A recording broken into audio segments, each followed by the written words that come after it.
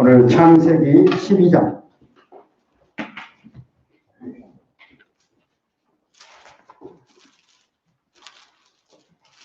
12장입니다. 10절.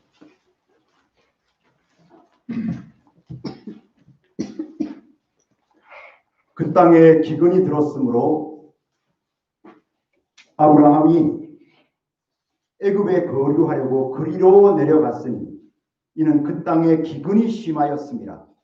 그가 애굽에 가까이 이르렀을 때에 그의 아내 사레에게 말하되 내가 알기에는 그들은 아리따운 여인이라. 애굽 사람이 그들을 볼 때에 이르기를 이는 그의 아내라 하여 나는 죽이고 그대는 살리리니 원하건대 그대는 나의 누이라 하라.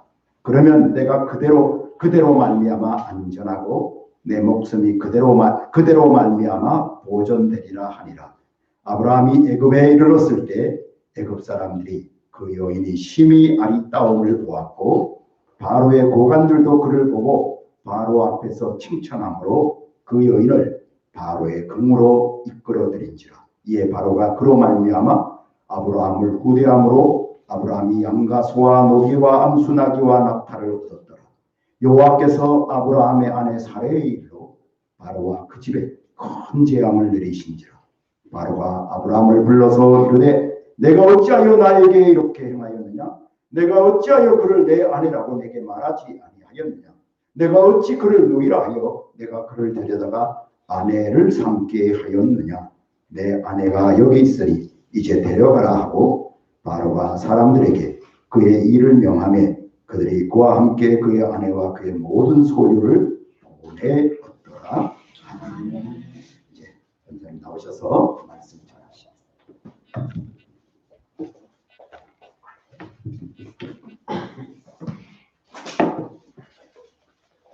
네, 날씨가 많이 오락가락하죠. 지금 일차도 크고 코로나가 이렇게 기저질환 면역력이 약해졌을 때 감염이 잘 된대요. 그래서 우리 성도님들 이렇게 옷 이렇게 장단히 잘 하시고 이렇게 좀 건강 유의하셨으면 좋겠습니다.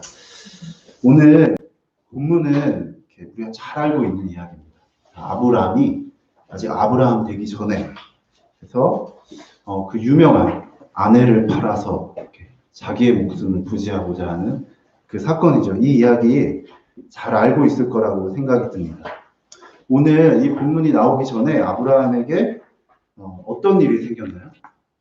바로 하란을 떠났습니다. 우리가 잘 알고 있는 본토 친척 아비의 집을 떠나서 이렇게 드디어 가나안 땅에 입성을 하게 됩니다. 그래서 아브라함이 하나님께 부름받아서 저기 갈대아 우르를 떠나서 다시 또 그 하란을 떠나서 그 약속의 땅인 드디어 가나안 땅에 입성을 하게 된 거죠.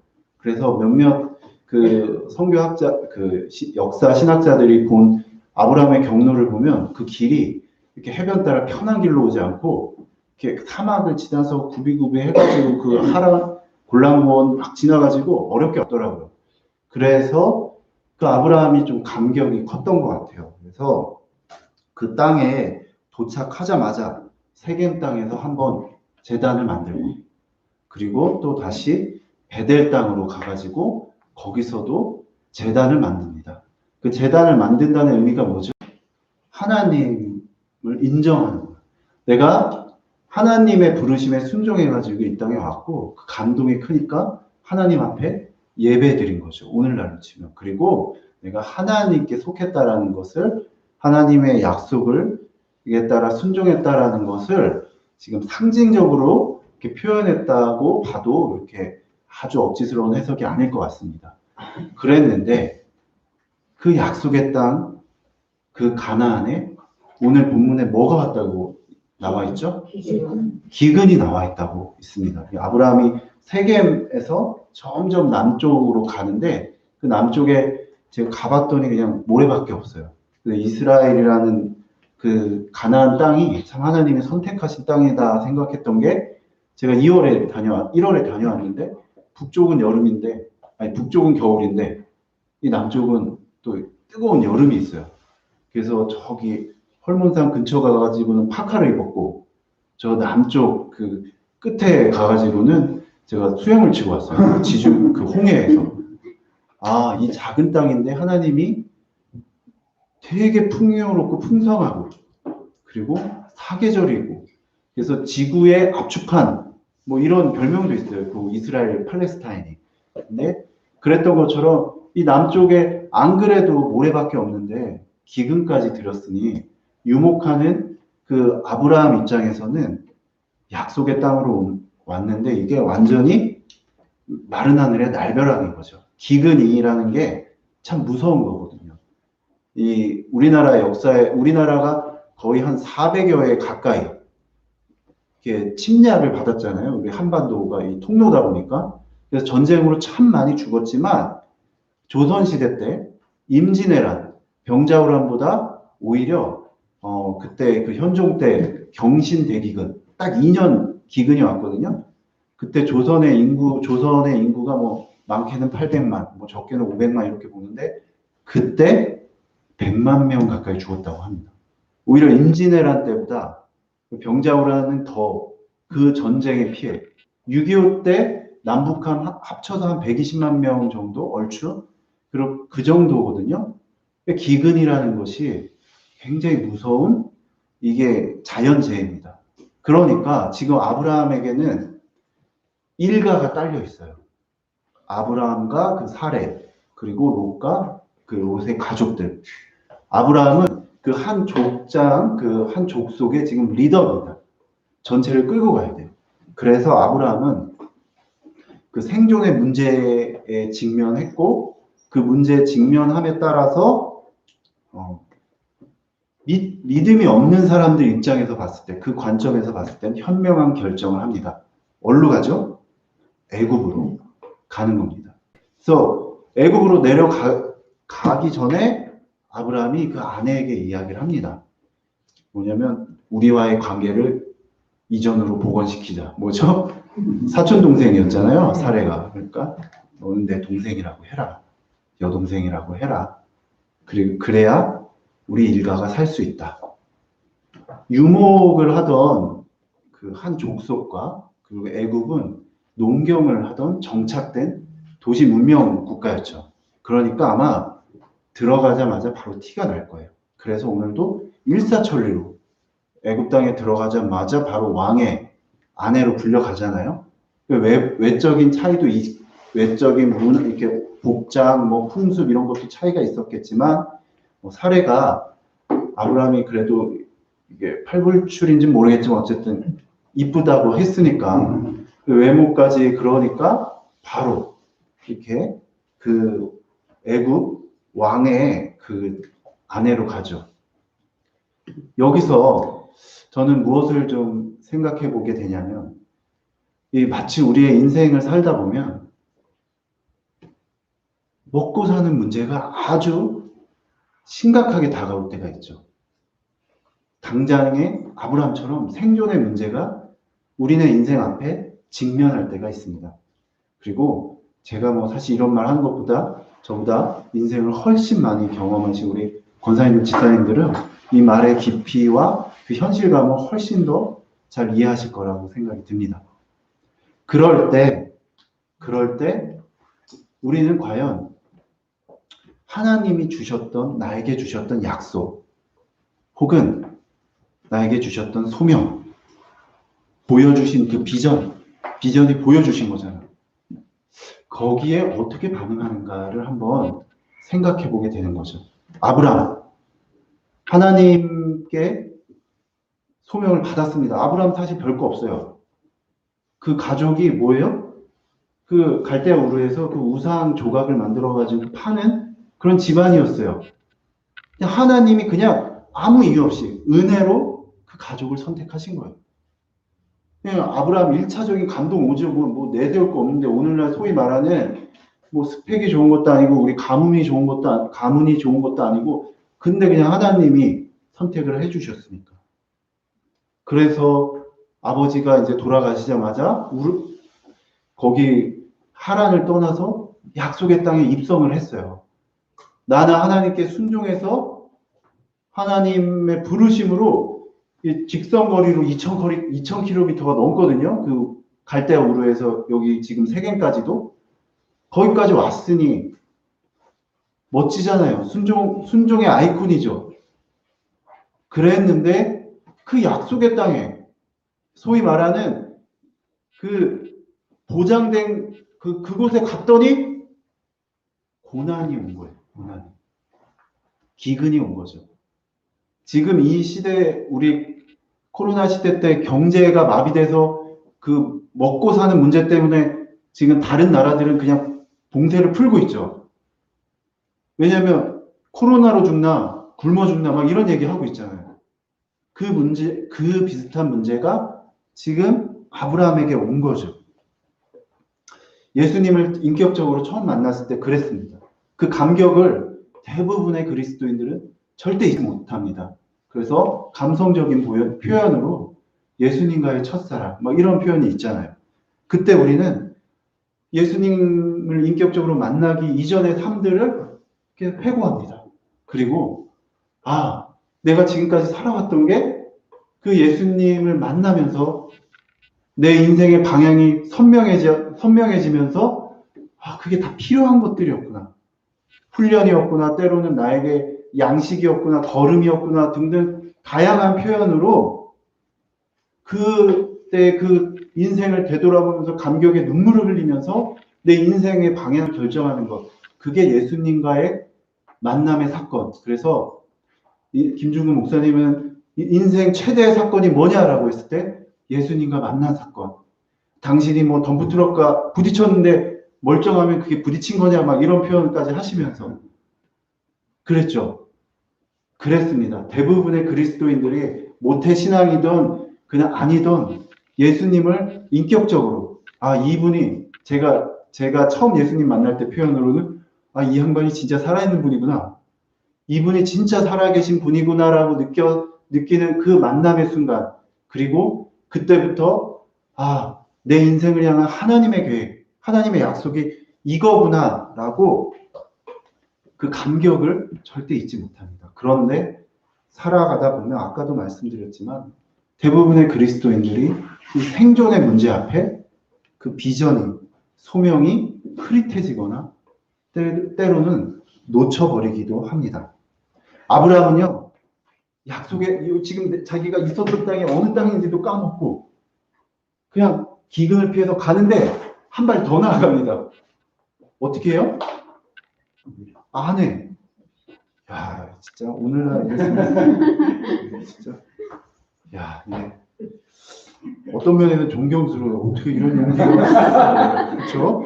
어쨌든 그러면서 굉장히 현세적인 자신의 전략을, 생존 방식을 지금 이렇게 한 거예요. 사실 이성적으로 생각하잖아요. 합리적으로 생각하면 아내 한 명 때문에 아브라함 족속 일가가 사는 거예요. 조카 롯까지 포함해서. 롯은 어때요? 아버지가 없어가지고 아브라함이 지금 데리고 있는 거예요. 아주 합리적이고 이성적인 판단이고, 그리고 솔직히 신앙이 없으면 이 당시에 뭐 여성들의 인권이나 있었습니까? 더 아주 그냥 상식적인 그런 판단이었을 수도 있었죠. 그래서 지금 아브라함은 완전히 망각을 했던지 하나님이 부르시고, 이게 뭐죠? 이 허기 앞에 뭐 장사 없다 그러나요? 맞나? 이게 맞는 말인가? 어쨌든 시장이 뭐 그건가? 근데 지금 생존의 문제 앞에 하나님께 받은 소명이고 뭐 그거 나발이고 일단, 근데 중요한 게 있습니다. 지금 아브라함이 망각을 했거나 왜곡한 거예요. 하나님의 약속은 부부잖아요. 하나님은 사례를 통해서 이 민족을 이루실 건데 그 사례를 지금 어떻게 하는 거예요? 아주 직설적으로 얘기하면 바로의 자손이 사라에게 지금 나올 수 있는 상황이잖아요. 그리고 그 당시에 지금의 현대의학의 지식이 없었기에 불임인지 아닌지 모르잖아요, 지금. 그랬는데 오늘 이 성경이 참 재밌는 게 예고 없이, 뜬금없이 하나님이 개입하십니다. 하나님, 전후 맥락을 보았을 때 뭐 하나님이 좀 나타나실 만한 전조가 있어야 되잖아요. 뭔가 예고편이 나와야 되잖아요. 드라마 우리 볼 때 예고편 보고 이제 속았다 많이 하죠. 본편 보면. 뭐 그런 게 있어야 되는데 갑자기 그냥 하나님이 등장하신다. 아니, 개입하십니다. 그 집안에 왕가에 큰 재앙을 내립니다. 추측하기로는 몇몇 신학자들은 왕이 즉각 반응할 정도의 큰 재앙이 뭐가 있겠냐, 그 당시에. 뭐 그 당대 왕들은 백성이 몇만 명 죽든지 뭐 자신의 가족 중에 변을 당했을 거다. 왜냐면 왜 그렇게 추측을 하냐면 그 다음에 바로가 꾸짖죠. 모세를 꾸짖고 그리고 당장 떠나 하면서 모세를 꾸짖는 게 아브라함을 꾸짖고 아브라함이 가지고 있던 재산 그대로 가져가 이러죠. 그런데 사실 아브라함이 아내를 팔아서 먹고 살려고 왔잖아요. 사실 배고픔만 면하려고 왔는데 사실 사례 때문에 가축도 받지만 그 종들도 받습니다. 그 모든 걸 가지고 다시 떠나거든요. 마치 어떤 장면이 흡사하지 않나요? 바로 모세가 출애굽할 때도 이 애굽 땅에 있던 금부치부터 해가지고 다 가지고 나오죠. 그래서 이 장면이 마치 아브라함 후손이 나중에 애굽을 다시 탈출할 때 그 장면과 매우 흡사합니다. 마치 이게 곡선 같아요. 그런 것들을 보았을 때 바로의 왕의 장자가 죽지 않았을까? 그것을 큰 재앙이라고 표현하지 않았을까? 이렇게 이야기를 합니다. 아브라함은요, 하나님과의 약속을 잊었습니다. 그래서 당장의 그 생존을 위해서 약속의 땅을 벗어납니다. 그 벗어나는 것도 모자라서 하나님을 믿고 그 먼 땅까지 걸어왔는데 오직 그 하나님의 약속만을 믿고 그랬던 사람이 갑자기 굉장히 현세적으로 변합니다. 계산적으로 변합니다. 그래서 그 당대의 최고의 상식이었던 아내를 속여서 오히려 생존을 도모합니다. 그랬는데 참 하나님께서는 그럼에도 불구하고 은혜로우신 하나님께서는 오히려 아브라함의 재산을 늘려줍니다. 뭐죠? 먹고 사는 문제를 해결해 줍니다. 가축도 주시고 종들도 주시고 이런 하나님이십니다. 우리가 하나님께서 주신 소명이나 사명 혹은 비전을 까먹고 내 마음대로 살아도 하나님께서 그것마저도 합력해서 선을 이루신다는 거죠. 오늘 이 본문을 보면서 하나님께서 왜 기근 때 침묵하셨는가? 하나님께서 그 어려운 상황 가운데 하나님의 침묵 어떻게 받아들여야 되는가? 우리의 인생을 살다 보면은 그렇게 소명을 받아서 그렇게 하나님께 감동과 감격으로 벅차가지고 우리의 발걸음을 내 마음대로 살던 발걸음을 틀어서 하나님 쪽으로 걸어가는데 걷다 보니까 어느새 허리까지 물이 차고 어느새 목까지 물이 찬 거예요. 이제 고민이 되는 거예요. 너무 힘든 거예요. 그래서 한 발을 내디디면 잠길 것 같고 뒤로 가자니 지금 너무 강 중턱까지 와서 되돌아가기도 그렇고 그럴 때야말로 하나님께서 뭔가 꿈으로 말씀으로 뭐 선명하게 나에게 말씀해 주시고 방향을 알려주시면 내가 쉽게 가겠는데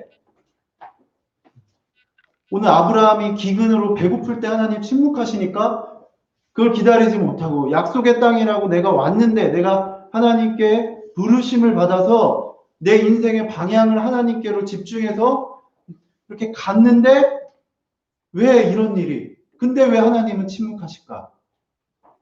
근데 아브라함이 나중에 어떻게 됐죠? 아브라함으로 바뀌었죠. 이 비겁한 사람이 이 현세적인, 지극히 현세적이었던 이 사람의 그 닉네임이 뭘로 바뀌었어요? 믿음의 조상으로 바뀌었죠. 믿음의 상징이 됐어요. 신약에서 믿음하면 아브라함이라고 막 얘기하고 있어요. 하나님의 침묵은 타당한 겁니다.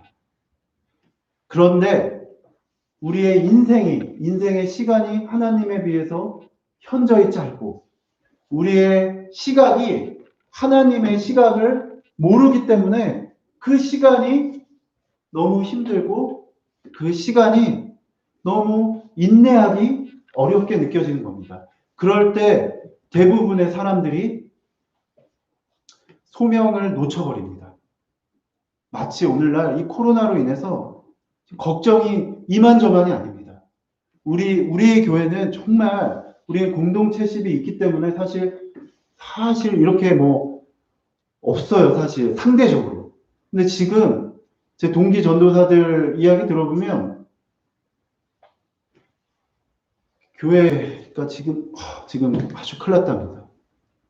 이 코로나로 인해서 이렇게 그 어느 중간에 어정쩡한 그런 신앙하던 친구들, 그리고 인간 관계를 위해서 나왔던 사람들, 교회의 규모가 확 줄어들고 있다고. 당장 뭐 제가 신학생이니까 제 전도사들이 지금 갈 데가 없어요. 교회에서 더 이상 뭐 전도사를 뽑을 여력이 없는 거죠. 그러니까 지금 코로나 이 시대에 마치 아브라함이 가나안 땅, 그 부름받은 곳을 떠나는 것처럼 많은 사람들이 그걸 망각하고 떠나고 있습니다. 우리가 잘 알고 있는 이 문구가 있죠. 제가 첫 마디만 해도 다 아실 거예요. 하나님은 당신을 사랑하시며 당신을 위한 놀라운 계획을 가지고 계십니다.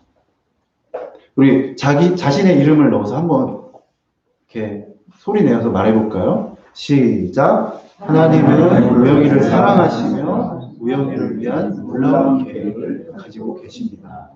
아멘. 맨날 전도하시면서 상대방 이름만 부르시다가 한 번 더 하죠. 한 번 더. 하나님은 자신의 이름을 넣어서 시작. 하나님은 우영이를 사랑하시며 우영이를 위한 놀라운 계획을 가지고 계십니다. 아멘. 아멘. 그렇습니다. 하나님은요, 여러분 한 명 한 명을 향한 약속이 있으십니다. 계획이 있으십니다. 비전이 있고 소명을 주셨고 사명을 부여해 주셨어요. 이것이 한 인간 아브라함과의 약속을 잊지 않으시는 그 하나님이십니다. 그래서 하나님이 개입하십니다. 하나님 개입하시는데 참 멋없게 개입하세요. 저 같았으면 제가 뭔가 이렇게 누군가를 전환시켜 줄 때, 교정해 줄 때, 탁 교정을 해주고, 일로 와봐. 내가 이래서 이런 거야. 말을 하든지, 아니면 해주기 전에 일로 와봐. 내가 이렇게 할 거니까 이제 하지 마. 내가 다 이렇게 했어. 이렇게 멋있어 보이잖아요. 근데 하나님, 갖다 말씀이 없으세요. 오히려, 그 아브라함 꾸짖는 건 누구예요? 바로예요. 하나님, 여전히 음성으로는 침묵하십니다. 그냥 개입하시는 거예요. 이러면서 아브라함이 이 다음 사건이 뭐냐면 다시 가나안 땅으로 갑니다.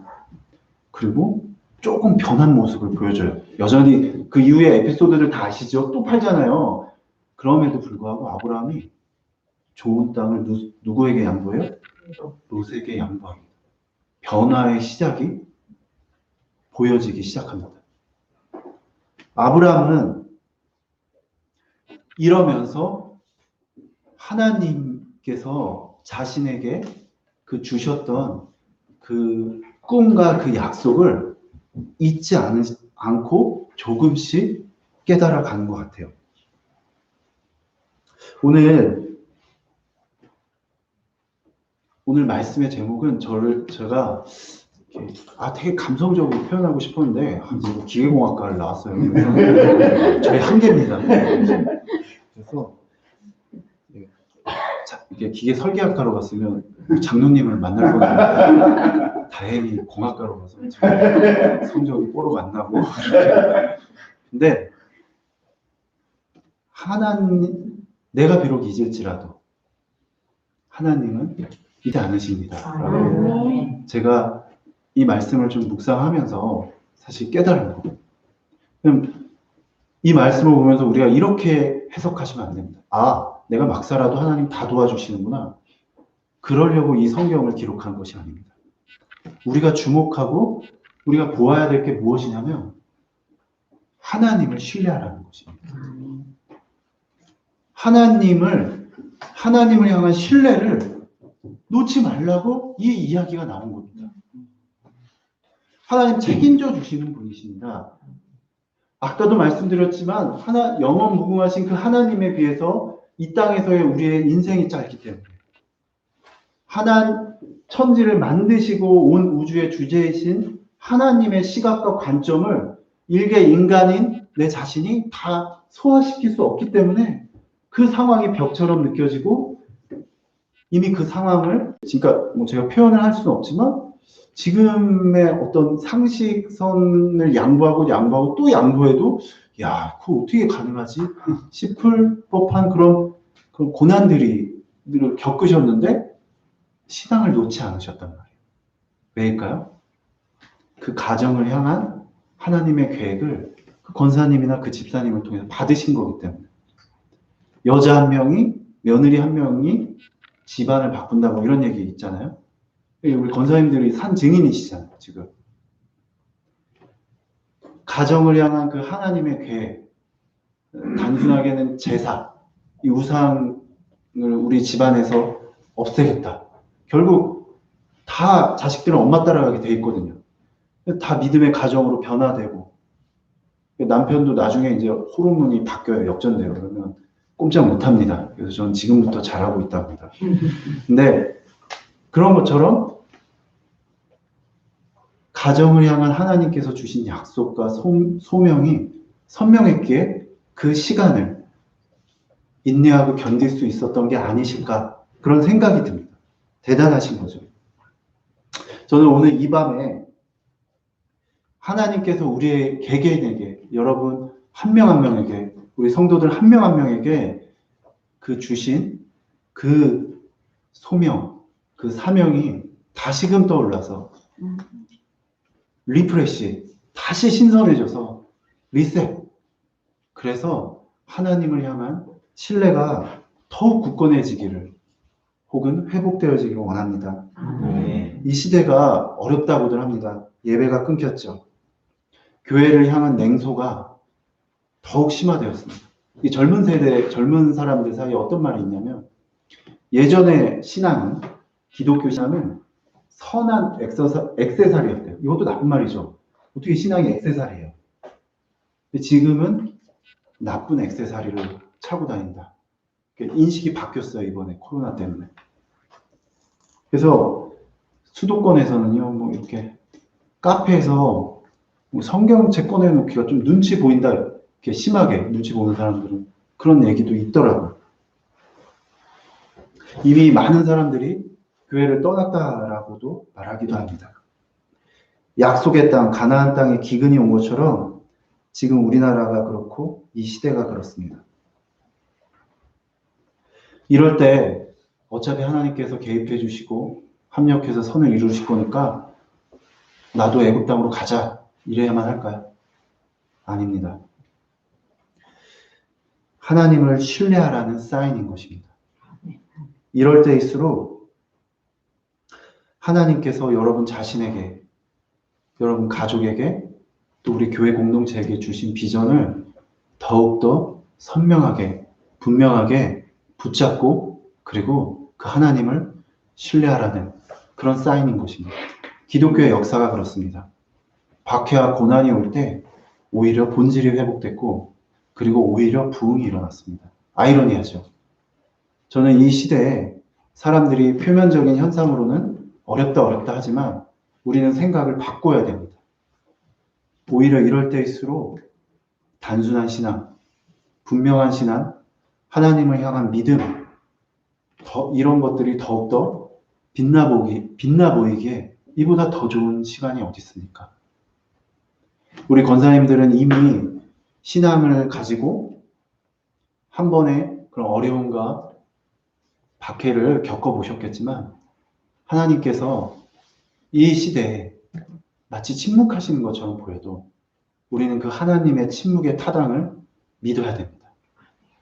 하나님의 관점에서 이 한국교회를 향한 또 우리 민족을 향한 그리고 이 시대에 그럼에도 불구하고 구루터기처럼 남아서 하나님을 신뢰하는 우리 자신에게 하나님이 하시는 말씀이 있는 겁니다.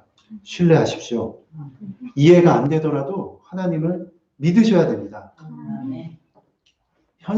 바보처럼 현세적으로 이렇게 지혜롭게 똑똑하게 산다고 그것이 옳은 것이 아닙니다. 오히려 악한 데는 미련할 필요가 있는 것입니다.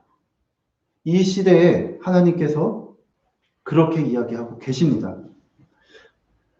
하나님은 여러분 자신에게 그리고 우리 가족에게 우리 이 교회 공동체에 주신 비전을 단 한순간도 잊지 않으셨습니다. 그러니 우리가 더 이상은 인간적인 판단을 내려놓아야 됩니다. 하나님의 목소리보다 이 시대는요, 유튜브의 메시지가 신앙을 좌지우지하고 있습니다. 성경에 나와 있는 텍스트보다 인터넷에 나와 있는 텍스트, SNS에 나와 있는 텍스트가 신앙의 방향타를 결정하고 있는 시대입니다. 대체하고 있습니다. 다시 하나님이 부르셨던 그때를 떠올려 봅시다. 하나님이 어떻게 부르셨나요? 예수님을 인격적으로 만날 때 몇십 년 전에 일일지언정 다시 한번 생각해 봅시다. 생각해 보십시오. 어느 자리에 계셨습니까? 어떤 상황이었습니까? 믿음은 영어로 faith라고 합니다. 이것이 다른 뜻으로는 충성이라고도 하더라고요. 믿음은 그런 것 같습니다. 제가 처음 예수님을 만났을 때 순장님께서 하신 말씀이 잊지 못해요. 신앙은 단순해. 그런데 복잡해. 그러니까 단순하게 믿어. 이렇게 얘기를 하시더라고요. 큐티하고 기도하고 순종하고. 근데 사실 오늘 이 밤에 제가 사실 고백할 게 있습니다. 저도 20살 때 그렇게 예수님을 만났습니다. 예수님을 만날 때 진짜 제가 자라오면서 짧았지만 겪었던 그런 어려움들이 이렇게 역전되는 것을 보았어요. 이렇게 제가 시골에서 컸으니까 아버지 밑에서 농사일하면서 힘들었던 그리고 제 가정사 살짝 얘기했지만 사람을 향한 외로움이나 그리움, 때로는 그런 배고픔. 그런데 예수님을 만나면서 예수님께서 저에게 비전을 주시면서 그게 다 나에게 훈련이었고 약이 되는 거였구나. 진짜 그랬어요. 제가 단기선교 가면은 제가 약간 이렇게 촌스럽게 생겼잖아요. 피부도 좀 시커멓고. 제가 딱히 노력 안 해도 애들이 다가옵니다. 친구처럼. 그래서 선교할 때 되게 유용하더라고요. 저희 이런 외모가. 그래서 제가 깨달은 게 나는 한국 외에는 모든 나라에서 그럴싸한 외모구나. 중국에 도착한 지 8시간 만에 칭다오역에서 중국어로 저한테 길을 물어보더라고요. 그래서 아시아권은 그냥 먹었다. 내가 이런 그런 것처럼 저를 선교사로 불러주셨거든요. 그러니까 제가 겪었던 어떤 그 시간의 일들이 다 저에게 필요한 거예요. 그리고 실제로 간사로 사역하면서 그런 경험들이 우리 대학생들의 마음의 문을 여는데 굉장히 큰 도움이 됐습니다. 그랬는데 이게 순장이 되고 또 간사가 되고 하면서 어느 순간에 제 마음속에 한 가지 작업을 하고 있더라고요. 그게 무슨 작업이냐면 선별 작업. 이 상황은 하나님이 주신 상황이 아니야. 이게 저 말씀은 되게 인간적인 말씀이야. 설교 말씀. 교만해지기 시작하더라고요. 그러면서 그게 이제 의식화가 된 거예요. 신앙의 일부분이 된 거예요. 그러면서 오늘 이 말씀을 좀 묵상하고 제가 설교 원고를 작성하는데 너무 부끄러운 거예요. 내가. 이게 성도님들한테는 좋은 말씀을 하지만 정작 내 자신은 계속 선별 작업하는 거예요. 내가 너무 하나님 앞에서 양심이 없는 거예요. 이렇게 표리부동하고 막 진짜 내로남불 신앙인 거예요. 그러니까 겉으로는 순종합니다. 근데 마음속에는 순종을 선별하고 있는 거예요. 이게 진짜 순종입니까? 아니죠. 하나님 보시기엔 절대 아니죠. 사람 보기에는 뭐 괜찮은 평가 받을 수 있겠죠. 이랬던 저를, 제가 이걸 고백하지 않으면서 이 말씀을 전한다는 것 자체가 너무 비양심적으로 느껴져서 제가 고백을 합니다. 그래서 제가 이 성도님들 앞에서 좀 약속을 이렇게 드리고 싶은 건 더 이상 선별 작업하지 않겠습니다. 다시금 하나님 앞에 그냥 믿음, 신앙이라는 게요. 어떤 분이 그렇게 얘기하더라고요. 허리춤을 꽉 붙잡고 절대 놓지 않는 거, 성벽에 매달려서. 믿음이라는 것은 충성인 것 같습니다. 하나님께, 아브라함, 그 상황, 하나님 기근을 왜 주셨을까? 이 약속의 땅에 불렀는데 왜 주셨을까? 하나님을 신뢰하자. 하지 못하고 애굽으로 내려가 버린 그 아브라함이 되는 것이 아니라 아브라함이 어떻게 하든지 간에 그 약속을 끝까지 성취하시기 위해서 개입하시고 때로는 훈련시키시는 그 하나님을 신뢰하는 우리가 되었으면 좋겠습니다. 그리고 첫 번째로 저의 이 죄를 고백하면서 저부터 그래서 앞으로 제가 겉으로는 근데 권사님들 이렇게 인생을 사셔서 아시잖아요. 좀 겉으로 하는 건데 그때 아낌없이 제가 뭐 비록 사역자지만 믿음의 한참 후배니까 꾸짖으세요. 견책해 주세요. 저를. 그래서 저부터 정말 다시금 그러길 원합니다. 그래서 오늘 우리 모두가 바라기는 충성스러운 믿음을 가지고 전진해서 나와 가족과 이웃 그리고 나아가서 민족을 변화시키는 그런 등대 같은 제자들이 되었으면 좋겠습니다. 예.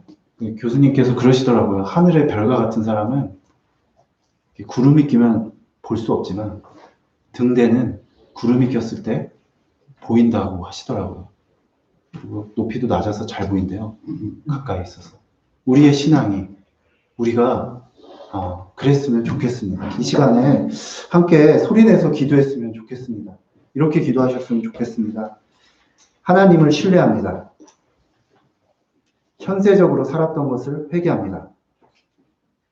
하나님의 계획을 신뢰합니다. 주님, 내게 주신 그리고 우리 가정과 나의 교회에 주신 비전을 이 밤에 다시 한 번 더 선명하게 보여주십시오. 성령님, 순종과 충성의 믿음으로 저를 인도하여 주십시오. 이렇게 우리 이 시간에 한번 소리내서 기도하도록 하겠습니다. 기도하시겠습니다. 하나님 아버지 고백합니다. 하나님 그렇습니다. 주님, 하나님을 절대적으로 신뢰하는 그 믿음, 하나님을 절대적으로 신앙하는 그 믿음을 아버지 우리가 다시금 회복되기 원합니다. 이 코로나 시대에 하나님 환경이 어렵고 힘들지만 하나님 원하시는 것, 또 하나님 정말로 하나님께서 우리에게 주신 제 각각의 우리 성도들에게 주신 그 비전을 아버지 온전히 바라보게 하여 주시옵소서. 하나님 결코 놓지 않고 결코 주님만을 기억하며 주님 살아갈 수 있도록 아버지 우리의 신앙이 오늘 이 밤에 주님 앞에 기도할 때 주님 떠오르게 하여 주시고 회복되게 하여 주시고 아버지 오히려 이 시간들이 전화위복의 시간이 되어서 아버지 단순히 숫자가 늘고 아버지 규모가 느는 것이 아니라 하나님 정말 우리의 본질 신앙의 본질이 회복되는 회복의 시작의 기점이 되는 오늘 이 밤이 되게 하여 주시옵소서. 아버지, 우리 교회에게 주신 도전과 하나님 아버지, 또 우리 가정에게 주신 여전한 산재에 있는 그런 여러 가지 신앙의 도전들이 아버지, 우리가 그냥 그것을 현세적으로 받아들이는 것이 아니라 하나님의 뜻을 묵상하고 상고하면서 하나님의 관점에 또 하나님의 시간에 발맞추어가는 우리 중앙경 교회 성도들이 될 수 있도록 인도하여 주시옵소서. 여전히 정말 하나님, 이 시간에 하나님을 신뢰함이 아버지 마음의 고백이 되고 진정한 고백이 되게 하여 주시고 진심이 되게 하여 주시고 하나님만을 바라보게 하여 주시옵소서. 목사님 나오셔서 기도하시겠습니다.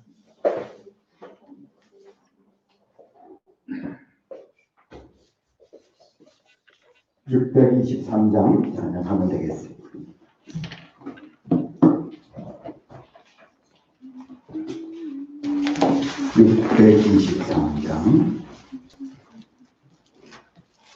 정확하게 하나님의 시간에 하나님은 모든 것을 변하게 할 줄 믿습니다. 주님의 시간에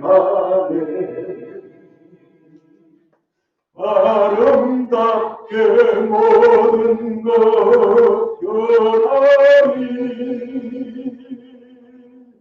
주님 나의 갈 길을 인도하여 주시니 주의 뜻을 살아서 살리라. 주님의 시간에 아름답게 모든 것 변하리. 나의 정성 다하여 주를 찬송하오니 주의 뜻을 이루어 주소서. 기도합니다. 하나님, 인도 마니아마우 종족이 예수님을 아는 종족 되게 하시고 예수로 주를 섬기며 사는 민족 되게 해 주시옵고, 하나님, 특별히 교회 정말 저희들은 간구합니다. 내 생각이 아닌 하나님의 뜻 가운데 아름다운 예배당이 또 건축되게 하여 주옵시고, 모든 방법과 모든 재정과 모든 필요를 주님이 채우시고 인도해 주시옵소서. 원합니다. 저희들 어렵고 힘들어도 계속해서 은혜가 충만하고 믿음의 집이 우리 아름다운 중원경 공동체가 굳게 서기를 원하오니 주여 축복해 주셔서 오늘도 영상으로 예배하는 분들의 모든 건강 믿음 회복시켜 주옵시고 가족 구원 꼭 이루어 주셔서 아버지, 이같이 오랜 참아 약속을 받는 귀한 분들 되게 해 주시옵고, 젊은이들 결혼의 문이 열려지게 하여 주시고 해외 문을 열어주시고, 지금 순산을 기다리고 아버지는 기도하고 있는 귀한 딸을 아버지 축복하셔서 아름다운 결과가 있게 하여 주옵시며, 또한 연세 많으신 어르신들 아버지 힘들고 어려웠던 그 마음들 오늘 말씀을 통해 세임을 얻고 소망 가운데 사는 저희가 되는데 부족함이 없도록 필요를 채워 주옵시고, 토요일 우리 성도 신학원 강의할 때마다 은혜가 넘치며 또 많은 분들이 또 관심을 가지고 같이 말씀을 들을 수 있는 저희가 되게 해 주옵소서. 돌아가는 걸음도 축복해 주시옵소서. 예수님 이름으로 감사하며 기도드립니다. 마쳤습니다. 새벽에 또 뵙겠습니다.